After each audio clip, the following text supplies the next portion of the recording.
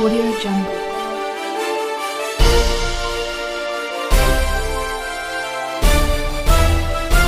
Audio Jungle. नमस्कार बंधुओं, मैं रोहितास लोचवे एक बार फिर से आपके साथ जुड़ चुका हूं आपके अपने YouTube चैनल विनायक पड़साना के YouTube चैनल पर। और दोस्तों, पिछले वीडियो में अपन ने एटम की और जॉन डाल्टन सर की बात की थी। इसी वीडियो को मैं आगे बढ़ाता हुआ ये कहता हूं कि मॉडर्न केमिस्ट्री क्या कहती है। पिछले वीडियोस में अपन ने क्वेश्चंस भी जो थे एक क्वेश्चन आए हुए हैं तो वो डिस्कस किए थे। और अब इसी मुहिम को मैं आगे बढ़ाता हूं दोस्तों।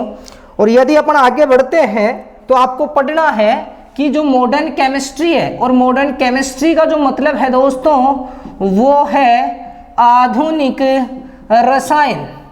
जो मॉडर्न केमिस्ट्री है वो क्या कहती है एटम के बारे में, तो इसके लिए आप पहले पिछले वीडियो की जो बातें हैं वो आपके पास लिखी होंगी, उनको खोल के बैठे। तो सबसे पहली जो बात थी आप लोगों के डाल्टन साहब की बात में, वो बात ये थी कि सबसे पहली बात थी डाल्टन साहब की कि परमाणु अविभाज्य है। पहली बात ये थी। और वर्तमान समय में यदि प्रेजेंट टाइम की बात करें तो ये बात क्या होती है साहब, बिल्कुल गलत साबित होती है, क्योंकि परमाणु अविभाज्य नहीं है। मैं बात कर रहा हूं दोस्तों मॉडर्न केमिस्ट्री की, और मॉडर्न केमिस्ट्री में आप देखोगे तो परमाणु अविभाज्य नहीं है, बल्कि इस लाइन को किस प्रकार बोला जाएगा, वो लाइन जो होगी वो ये होगी, परमाणु विभाज्य कण है जिसे इलेक्ट्रॉन प्रोटॉन न्यूट्रॉन में तोड़ा जा सकता है।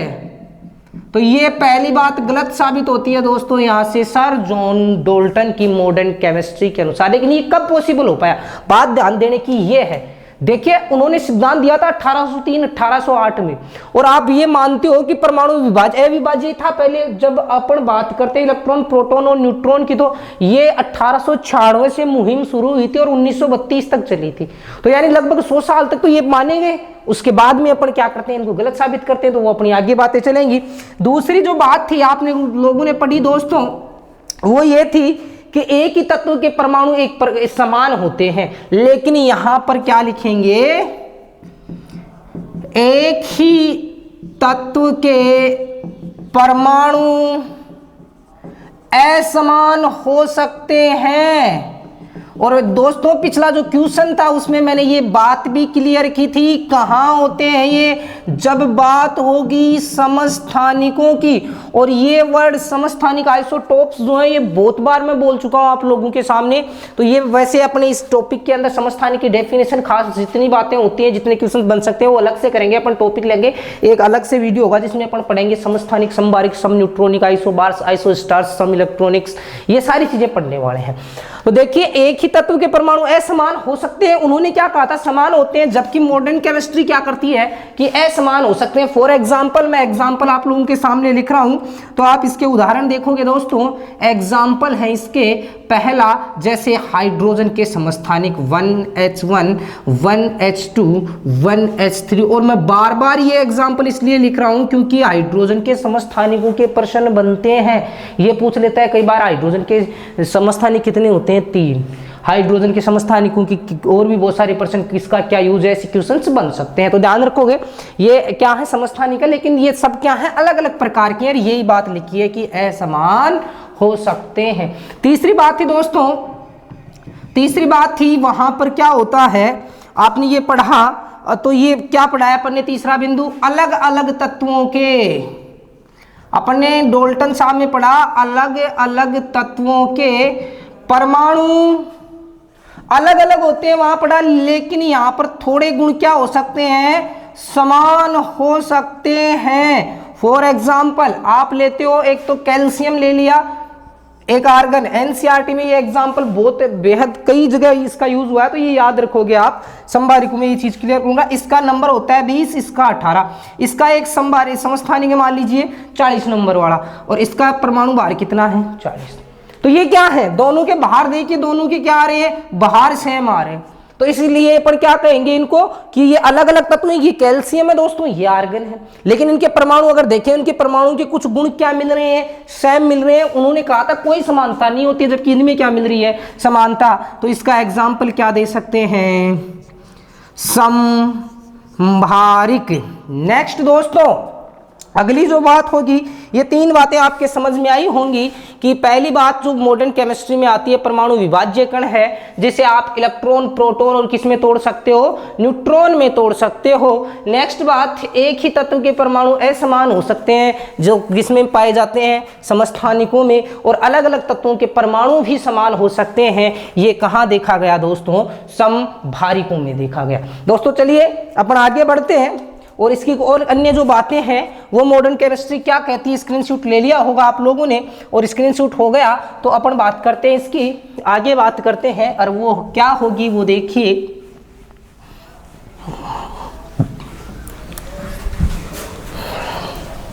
नेक्स्ट बात याद करें, परमाणु अविनाशी है, ये कहा था अपन ने। एक ये पढ़ा था जो रासायनिक अभिक्रिया में भाग लेता है। एक विशेषता परमाणु की अपन ने और पढ़ी है, ये दो तीन खास विशेषताएं जिनकी भी अपन सारी चीजें देख लेते हैं। एक पढ़ा अपन ने, यहां से मॉडर्न केमिस्ट्री क्या कहती है, परमाणु, या फिर बोल सकते हैं सीधी बात, एक तत्व के परमाणु को दूसरे तत्व के एटम यानी परमाणु में बदल सकते हैं। यह भी बड़ी खास बात है कि जो एक प्रकार का परमाणु है, उस परमाणु को अपन किसी दूसरे प्रकार के परमाणु में बदल सकते हैं। यानी किसी एक बड़े परमाणु से कोई छोटा परमाणु क्या किया जा सकता है दोस्तों, क्रिएट किया जा सकता है, निर्माण किया जा सकता है। कैसे, जैसे मान लीजिए ये कहाँ होता है, ये आप कहाँ देखोगे, जब रेडियो एक्टिविटी पढ़ोगे और वहां पर न्यूक्लियर रिएक्शन यानी नाभिकीय अभिक्रिया पढ़ोगे। नाभिकीय अभिक्रियाओं में एक बड़ा जो एटम है वो किसी अन्य एटम का निर्माण कर लेता है। जैसे दोस्तों ये 92 यूरेनियम है, मान लीजिए, एक बार यूरेनियम है, मैं सीधा लिख रहा हूं इसको। ये क्या कर ले, एक तो थोरियम बना ले, जो कितने नंबर का आता है दोस्तों, ये 2 नंबर पर आता है, और एक क्या बना लिया इसने, हीलियम बना लिया। तो दोस्तों ये क्या मिला अपने को देखने पर कि ये क्या हो रहा है, यहाँ पर ये एक यूरेनियम का परमाणु था, तत्व था, ये अलग अलग प्रकार के क्या बना सकता है, परमाणु बना सकता है। ये बात भी किसने कही, ये बात भी मॉडर्न केमिस्ट्री ने कही है। और नेक्स्ट जो बात होगी वो उस बात का समर्थन होगी, जैसे अपन ने एक बात तो कहा कि परमाणु, उसने क्या कहा था सर जॉन डाल्टन ने, कि परमाणु स्वतंत्र अस्तित्व में नहीं रह सकता, ये बात थी। लेकिन यहां पर थोड़ा सा फिर दिक्कत आएगी, परमाणु कुछ स्थितियों में स्वतंत्र अस्तित्व रख सकता है, कुछ स्थितियों में। जैसे फॉर एग्जाम्पल निष्क्रिय गैसें। ये निष्क्रिय गैसें क्या होती है, एक परमाणु की गैसें हैं, एक ही परमाणु होता है इनका, जैसे हीलियम है, नियोन है, आर्गन है, क्रिप्टॉन, जिनोन, रेडोन, 18वां जो ग्रुप था उसकी बात कर रहा हूं और सारणी में। ये गैसें क्या थी, ये गैसें क्या थी, निष्क्रिय गैसें थी, जो प्रकृति में स्वतंत्र अवस्था में पाई जाती हैं। ये भी इसका कुछ अपवाद है। लेकिन एक बात जो पहले की डाल्टन साहब से ही चली आ रही है, वहीं से अपन ने सीखा, वो क्या है, परमाणु रासायनिक संयोग में भाग लेते हैं। और ये लाइन ऐसी की ऐसी उठाकर रखी है अपन ने सर जॉन डाल्टन की बातों से। और मेरा जो क्वेश्चन था पिछला वो यहीं से मॉडर्न केमिस्ट्री से था। आप बताइए मेरे को, डाल्टन की सब बातें गलत सिद्ध हो चुकी हैं, केवल एक बात को छोड़कर कि परमाणु रासायनिक संयोग में भाग लेने वाली यूनिट या फिर इकाई होती है। तो दोस्तों ये थी अपनी मॉडर्न केमिस्ट्री के अनुसार डेफिनेशन ऑफ एटम यानी परमाणु की परिभाषा। तो आपको समझ में आया होगा, तुरंत आप इसका स्क्रीनशॉट लें, फिर मैं चलता हूं थोड़ा सा आगे बढ़ते हैं दोस्तों। एक बार इसका स्क्रीनशॉट लेंगे आप कि अपन ने क्या क्या बातें इसमें पढ़ी हैं। चलिए दोस्तों अब बढ़ते हैं अपन आगे। तो अगली जो बात आती है, मैं एटम को थोड़ा सा आगे लेके चल रहा हूं। आपने क्या पढ़ा है, लास्ट बिंदु में यहीं से स्टार्ट कर दूं। परमाणु रासायनिक संयोग में क्या लेते हैं, भाग लेते हैं। और यदि पिछली क्लास आपने देखी है तो डाल्टन साहब ने ये कहा था कि परमाणु यदि रिएक्शंस में भाग लेंगे तो रिएक्शंस में भाग लेकर क्या बनाते हैं, अणु या किसका निर्माण कर लेते हैं, यौगिक का। तो सबसे पहले दोस्तों अपन बात करने वाले हैं यौगिक की, और यौगिक की जो बातें होंगी वो किस प्रकार आपको ध्यान रखनी है। देखिए अगला बिंदु ये आपको समझ में आया होगा, एटम की डेफिनेशन। अभी अपन ने क्या किया है, परमाणु पढ़ने के लिए आप लोग तैयार हुए हैं, अपन बिल्कुल रेडी हैं कि अपन एटम को समझ सकते हैं, एटम क्या था, अब वर्तमान में इसकी डेफिनेशन क्या है। जैसे जैसे नई नई चीजें पता चलती हैं वैसे वैसे इनमें चेंजेस आ सकते हैं, क्योंकि केमिस्ट्री की बात करें या साइंस की बात करें तो अपन ये कभी नहीं कहेंगे कि जो चीज बता दी गई है वो 101% सही है, ये कभी भी चेंज हो सकता है। कहीं लिखा है कुमार विश्वास ने, क्या लिखा है दोस्तों, कि समंदर तीर का अंदर है लेकिन रो नहीं सकता, समंदर तीर का अंदर है लेकिन रो नहीं सकता, ये आंसू प्यार का मोती है इसको खो नहीं सकता, मेरी चाहत को दुल्हन तू बना लेना मगर सुन ले जो मेरा हो नहीं पाया वो तेरा हो नहीं सकता। इसी प्रकार दोस्तों केमिस्ट्री के अंदर या साइंस में यदि किसी चीज को बदलना चाहें तो वो बदला जा सकता है, बस उसके लिए किसी प्रूफ की या प्रमाण की आवश्यकता होगी। चलिए दोस्तों मॉडर्न केमिस्ट्री की बात हुई, अब बात करता हूं मैं, अभी अपन ने पिछली क्लास में पढ़ा है यदि परमाणु मिलेंगे तो वहां पर अणु या यौगिक का निर्माण होगा। तो थोड़ी सी बात मैं यहां पर कर लेता हूं, मॉलिक्यूल यानी अणु की बात होगी दोस्तों। और अणु के बारे में आप क्या देखोगे, अणु और आयन की थोड़ी सी डेफिनेशंस की बात मैं यहां करूंगा, उसके बाद में अपन आगे बढ़ जाएंगे। अणु की देखिए, दो परमाणु मिलकर किसका निर्माण करते हैं, अणु का निर्माण करते हैं। और दो से अधिक मिलेंगे तो वहां यौगिक बन जाएंगे। दोस्तों बात चल रही है केवल मॉलिक्यूल यानी अणु की, तो दो परमाणु मिलकर किसका निर्माण कर देते हैं दोस्तों, अणु का। और अणु के बारे में ध्यान रखना है, अणु होते हैं साहब दो प्रकार के, अणु के प्रकार कितने होते हैं, दो। और किसे कहेंगे अपन, समद्विपरमाणु के। एक तो अणु का प्रकार क्या है, समद्विपरमाणु के, और एक इसका जस्ट अपोजिट है विषमद्विपरमाणु के। और जैसा कि डेफिनेशन या नाम से आपको पता चल चुका होगा, सम समान, द्वि दो, परमाणु मतलब परमाणु वाले, दूसरा विषम यानी असमान, द्वि दो परमाणु अलग अलग परमाणुओं वाले। जल्दी से आप कमेंट करें दोस्तों, और कमेंट करके मेरे को आप ये बताएं कि यहां पर इसका एग्जाम्पल क्या होगा और विषम द्विपरमाणु का एग्जाम्पल क्या होगा। डेफिनेशन मैंने बता दी है, सम द्विपरमाणु का मतलब दो समान परमाणु वाले, दो समान परमाणु वाले तत्व जो भी अपने अणु होंगे उन्हें दो समान परमाणु वाले अणु क्या कहलाएंगे, समद्विपरमाणु। और इधर विषम तो क्या लिखोगे, दो असमान परमाणुओं वाले तत्व, दो असमान परमाणु वाले तत्वों को क्या कहेंगे अपन, विषम द्विपरमाणु। कमेंट्स आए होंगे आपके, मैं एक बार क्लियर कर देता हूं कौन सा है समद्विपरमाणु और कौन सा है विषम द्विपरमाणु। एक लिखा है मैंने H2, मैं लिख रहा हूं दोस्तों O2, मैं लिख रहा हूं दोस्तों N2, मैं लिख रहा हूं दोस्तों Cl2।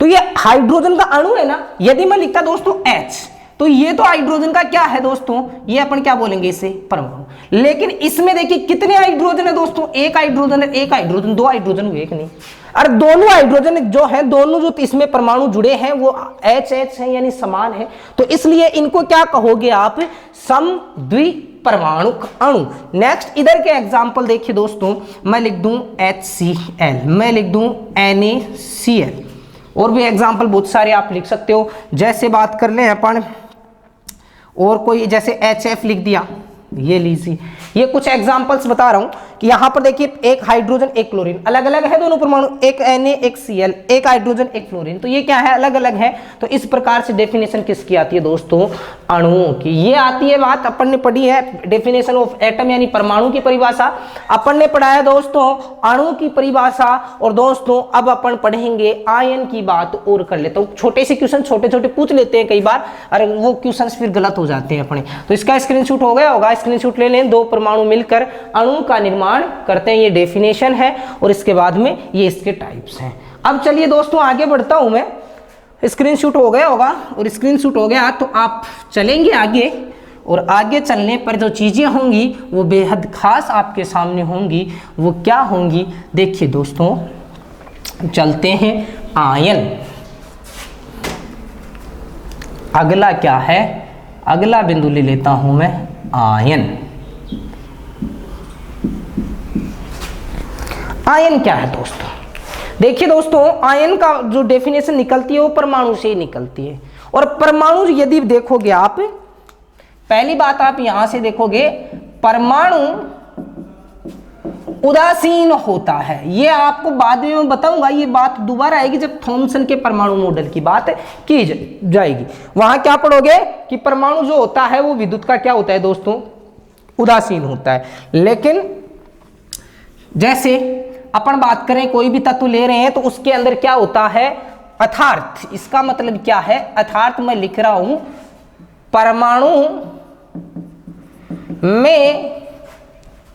परमाणु में इलेक्ट्रॉन व प्रोटॉनों की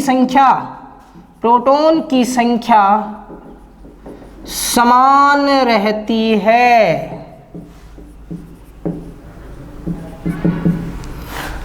परमाणु की संख्या, इलेक्ट्रॉन व प्रोटॉन की संख्या क्या रहती है, समान रहती है।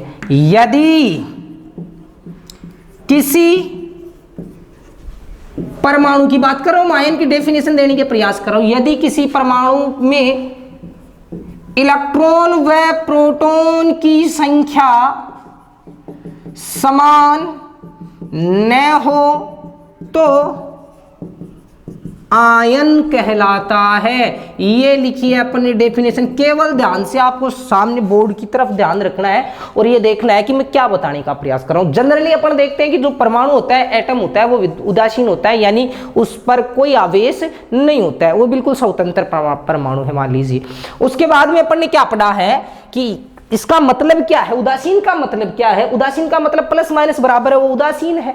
और देखिए दोस्तों, यानी क्या कह सकता हूं, इलेक्ट्रॉन व प्रोटॉन जो हैं उनकी संख्या क्या होती है, इसमें समान रहती है। परंतु यदि ये किसी इलेक्ट्रॉन को त्यागे या ग्रहण कर ले, ध्यान से देखो दोस्तों, मैंने बताया था पिछली क्लास में इलेक्ट्रॉन त्यागी और ग्रहण कैसे किए जाते हैं।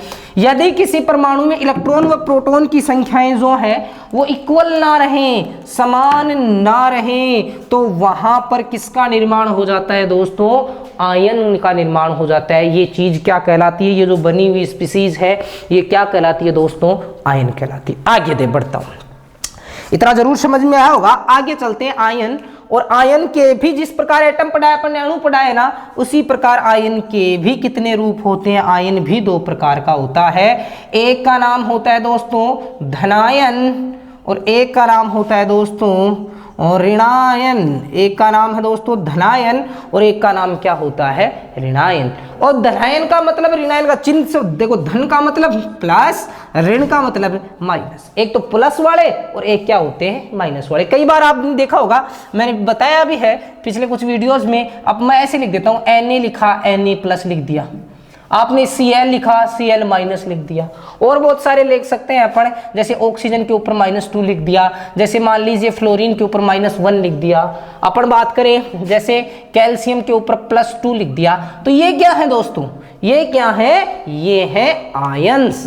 देखिए पहले क्या थे, मान लो ये केवल क्या था, सोडियम था, सोडियम तक तो ये परमाणु था। और परमाणु के बाद में जैसे ही इसके ऊपर प्लस आ गया, यानी प्लस माइनस क्यों आता है, जब इलेक्ट्रॉन और प्रोटॉन की संख्या में गड़बड़ होती है। तो इलेक्ट्रॉन और प्रोटॉन की संख्या में हुई गड़बड़, तो वो जो भी अपना परमाणु था वो किसमें चेंज हो गया, आयन में। तो देखिए मैंने इसीलिए लिखा है कि परमाणु क्या होते हैं, एक जो आयन होते हैं वो उदासीन होते हैं वैसे तो परमाणु, लेकिन जैसे ही इलेक्ट्रॉन प्रोटॉन की संख्या में गड़बड़ हुई तो आपसे क्वेश्चन क्या पूछा जाएगा, आयनों का निर्माण कब होता है।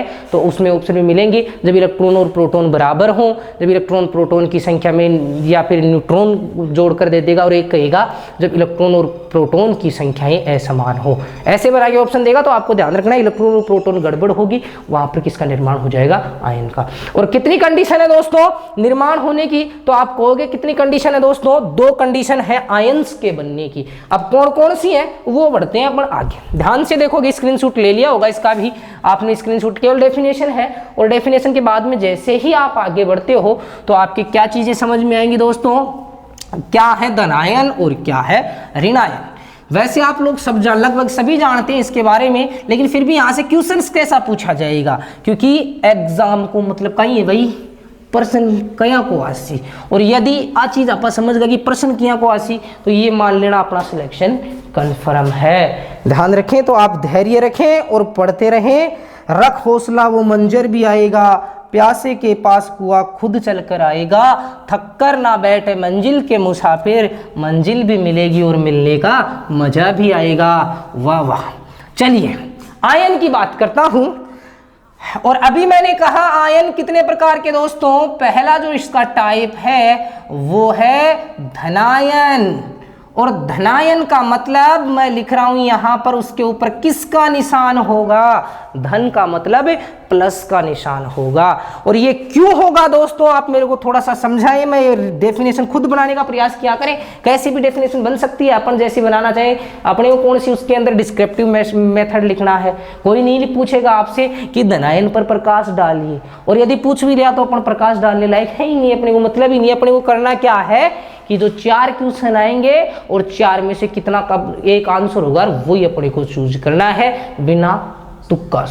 अगर तुक्का मारने की कोशिश करोगे भाई, तक बैठ जाए कांटी इम लगा दिया जाना, तो तक का भरोसा मत रहो भाई, केवल जो कॉन्सेप्ट है बिन समझो। धनायन प्लस कैसे आता है मैं बता चुका हूं आपको, कि ये मान लीजिए पिछले वीडियो में बात की थी, ये चीजें घूमती रहेंगी, आप क्लियर करते रहें, बार बार समझाता रहूंगा, और जैसे अपन बार बार इसका करेंगे प्रयास तो अपनी जो चीजें हैं वो क्लियर हो जाएंगी धीरे धीरे। कहा जाता है ना, करत करत अभ्यास के जड़मत हो तो सुजान, रसरी आवत जात ते सिल पर परत निशान। तो ये चीजें जब जब आएंगी मैं पूरा समझाता रहूंगा, कभी ना कभी तो समझ में आएगा, और उसी को अपने को इंतजार है। चलिए सोडियम कितना नंबर, 11, यानी नंबर ऑफ प्रोटॉन, प्रोटॉन कितने दोस्तों इसमें, 11। और मैंने कहा जब जब किसी तत्व पर ना प्लस होगा ना माइनस होगा, यानी वो है उदासीन। और उदासीन का मतलब अभी पढ़ाया था, प्रोटॉन और इलेक्ट्रॉन समान होंगे दोस्तों। तो मेरे को बताइए यदि इसमें प्रोटॉन 11 है तो इसमें इलेक्ट्रॉन भी दोस्तों कितने होंगे, 11। ये कोई आयन नहीं है। अब ये क्या करता है दोस्तों, यहां से बता रहा हूं मैं, यहां से आगे बढ़ा और मैंने क्या कहा कि ये क्या कर दे, एक इलेक्ट्रॉन का क्या कर दे, त्याग कर दे। और दोस्तों यदि ये इलेक्ट्रॉन का त्याग करेगा तो यहां से कैसी बात होगी वो देखिए। ये Na था साहब, कितने इलेक्ट्रॉन का त्याग किया इसने, 1 इलेक्ट्रॉन का त्याग किया है दोस्तों।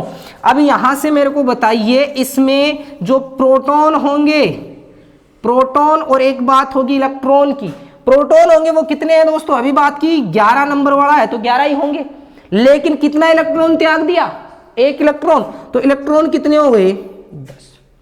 और यदि कोई स्पीसीज इलेक्ट्रॉन त्यागती है, यानी इलेक्ट्रॉन खुद कैसा है, माइनस का है, ये वो माइनस लेकर भागेगा, तो जो बचा उसका जो प्लस वाला मान होगा वो अपने आप बढ़ेगा। या फिर आप ऐसे देख सकते हो, P for proton plus, E for electron, electron किसके होते हैं, माइनस के। अब ये प्रोटॉन क्या है, 11, प्लस वाले ज्यादा है माइनस वाले कम है, तो इसके ऊपर कैसा चिन्ह आ जाएगा, प्लस। तो ध्यान रखिए दोस्तों, ऐसी स्पीसीज जिनके ऊपर पॉजिटिव आयन होता है वो धनायन कहलाती है। या फिर मैं इसकी डेफिनेशन आप लिख लोगे तो डेफिनेशन कैसी बनी, आप डेफिनेशन में यहां बनाने का प्रयास कर रहा हूं, क्या लिखोगे, वे परमाणु, या वे परमाणु कैसे, ऐसे परमाणु जो इलेक्ट्रॉन का त्याग करते हैं वो ठीक है, या वो तो बिल्कुल जनरल डेफिनेशन है, मैं इसमें इसके आधार पर बता रहा हूं कि परीक्षा में कैसे पूछी जा सकती है। जिनमें वे परमाणु, जिनमें क्या होता है, जिनमें प्रोटॉन की संख्या दोस्तों इलेक्ट्रॉन से अधिक होती है। ऐसे एटम्स जिसमें नंबर ऑफ प्रोटॉन यानी प्रोटॉन की संख्या इलेक्ट्रॉन से क्या हो दोस्तों, अधिक हो, यानी प्रोटॉन ज्यादा और इलेक्ट्रॉन कम। ऐसी स्पीसीज क्या कहलाएंगी दोस्तों, धनायन कहलाएंगी। आप यहां पर देख सकते हो उदाहरण में प्रोटॉन कितने हैं दोस्तों 11 और इलेक्ट्रॉन कितने हैं दोस्तों 10। ज्यादा कौन है, प्रोटॉन। तो ऐसी स्पीसीज क्या कहलाई, धनायन। तो दोस्तों ये थी बात अपनी धनायन की। और जल्दी से आप कमेंट करके मेरे को धनायन के एग्जाम्पल बताएं। एक मैंने लिखा है Na+ और कौन कौन से धनायन आपके दिमाग में आ रहे हैं वो लिखें। फिर इसके बाद में इसका स्क्रीनशॉट लें आप पहले, उसके बाद में अपन ऋणायन को पढ़ने वाले हैं। स्क्रीनशॉट हो गया होगा, जल्दी से आप कमेंट करें और मेरे को ये बताइए कि साहब ऋणायन कौन कौन से हैं और धनायन कौन कौन से हैं। चलिए अब बात कर लेता हूं आयन का नंबर 2 वाला प्रकार, और वो है आप लोगों के सामने लिखा हुआ है नेगेटिव आयन। नेगेटिव चार्ज कौन सा होगा, ऋणायन। और यदि आपने धनायन पढ़ लिया और धनायन समझ में आ गया तो उसका जस्ट अपोजिट किसे कह दूंगा दोस्तों, और ऋणायन को। देखिए डेफिनेशन क्या होगी, मैं लिख देता हूं। एक वो ही उदाहरण, सबसे सिंपल एग्जांपल, क्लोरीन का नंबर है दोस्तों 17 और ये उदासीन है। तो यहां पर क्या लिखोगे आप, यहां पर लिख रहा हूं मैं प्रोटॉन कितने होंगे 17 और इलेक्ट्रॉन भी कितने होंगे दोस्तों 17। अब मैं यहां इसको आगे लेके जा रहा हूं। एक इलेक्ट्रॉन क्या किया दोस्तों, मान लीजिए इसने ग्रहण। तो यहां पर बात की बात होगी, क्लोरीन ये 17 नंबर पर है मान लीजिए, और क्या है प्रोटॉन कितने हैं 17, इलेक्ट्रॉन पहले कितने थे दोस्तों 17, एक ग्रहण कर लिया तो कितने हो गए 18। अब ये इलेक्ट्रॉन आया है और इसने ग्रहण किया है, माइनस क्या इसके ऊपर बढ़ा है, तो दोस्तों इलेक्ट्रॉन का दबदबा इस पर रहेगा और इसके ऊपर क्या लगा देंगे, माइनस चार्ज। तो ऐसे स्पीसीज जिनके ऊपर माइनस लिखा हुआ होता है, चाहे -1 -2 -3 कितना ही हो, ऐसी चीज जो तत्व हैं वो क्या कहलाते हैं दोस्तों, वो कहलाते हैं ऋणायन। और मूलतः आप इस बात का ध्यान रखो, जो ऋणायन है ना आवर्त सारणी में अधिकांश अधातुओं में गिने जाते हैं। जो ज्यादातर ऋणायन बनाते हैं वो कौन बनाते हैं दोस्तों, अधातुएं। तो देखिए यहां से क्या क्लियर हो रहा है, अपना आयन क्लियर हो गया। क्वेश्चन आयन से पूछ लिया तो वो अपन दे सकते हैं। इसके अलावा क्या हुआ दोस्तों, अपने धनायन और ऋणायन के बाद में धातु है, धातु में एक कॉन्सेप्ट आएगा अपन इसकी पॉजिटिव और नेगेटिव चार्ज के आधार पर इसको पढ़ने वाले, इलेक्ट्रॉन त्यागने ग्रहण करने की क्षमता, ये चीजें सभी अपने यहां से पढ़ रहे हैं तो अपनी क्लियर होती जाएंगी सारी चीजें धीरे धीरे। अब मेरे को ये बताइए इसकी डेफिनेशन कैसे लिखूंगा, और आप कमेंट करके मेरे को तुरंत जो ऋणायनिक स्पीसीज है जो आपके दिमाग में चल रही है 1 2 3 4 कितनी हूं वो आप लिखें। देखिए कौन कौन सी आ रही है, पर आप लिखोगे उसे चार्ज के साथ जो मैंने आपको बताया है। आवर्त सारणी में इलेक्ट्रॉन ग्रहण करने की क्षमता क्या थी अपनी, उसके आधार पर बताइए, -1 -2 -3 संयोजकता के आधार पर लिखोगे। चलिए दोस्तों आप क्या लिखा आपने, ऐसे परमाणु, डेफिनेशन क्या होगी, ऐसे एटम, ऐसे परमाणु जिनमें नंबर ऑफ प्रोटॉन कम होते हैं और इलेक्ट्रॉन क्या होते हैं ज्यादा, जिनमें इलेक्ट्रॉनों की संख्या प्रोटॉन से अधिक होती है, प्रोटॉनों से अधिक होती है। और इसको शॉर्ट में कैसे लिख सकता हूं मैं, इसको शॉर्ट में लिख सकता हूं दोस्तों कुछ यूं, ये लिख सकते हैं अपन, इसमें प्रोटॉन और इलेक्ट्रॉन में नंबर किसके ज्यादा होंगे, इलेक्ट्रॉन के। तो ऐसी स्पीसीज क्या कहलाती हैं, ऋणायन। जैसे मान लीजिए O-2, N-3, F-1, ये कुछ क्या है, ऐसी स्पीसीज हैं जो किसके रूप में जानी जाती हैं, ऋणायनों के रूप में। तो दोस्तों आज की क्लास में अपन ने जो सीखा है वो बहुत ही छोटा सा बिंदु अपन ने आज पढ़ा है। एक तो 3 चीजें डिस्कस की हैं, एक तो आपने पढ़ा धनायन की बात की, अपन ने ऋणायन की बात की, आपने अणु की बात की, और मॉडर्न केमिस्ट्री के अनुसार आपने जो परमाणु मॉडल है या परमाणु की जो सिद्धांत है, परमाणु की डेफिनेशन है, परिभाषा है, उसकी बात की। अब अगली क्लास में मैं आपके परमाणुओं के सब एटॉमिक जो पार्टिकल्स होते हैं यानी अपरमाणविक कण, electron, proton, neutron, positron, meson,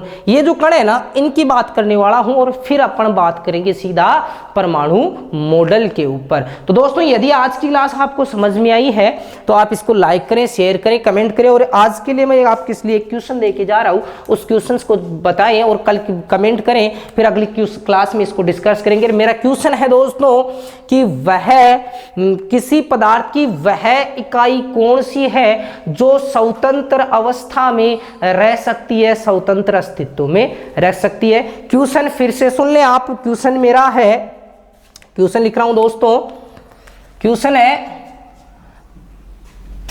पदार्थ की वह इकाई जो स्वतंत्र अवस्था में रह सकती है या रहती है। आप इसमें ध्यान रखोगे, मैंने बताई है परमाणु के बारे में क्या लिखा है। परमाणु जो है वो कौन से में नहीं रहता है, कभी भी स्वतंत्र अस्तित्व में नहीं रह सकता। उसका अपवाद जरूर लीप जो निष्क्रिय गैसें थी, लेकिन वो उसकी बात नहीं होगी। जो हमेशा स्वतंत्र अस्तित्व में रहता है पदार्थ की वह इकाई कौन सी है, तो आपका जो भी होगा इसमें आप कमेंट करें। और फिर मिलेंगे अपनी अगली क्लास में नए वीडियो के साथ, नए जोश और जुनून के साथ। तब तक के लिए जय हिंद, जय भारत।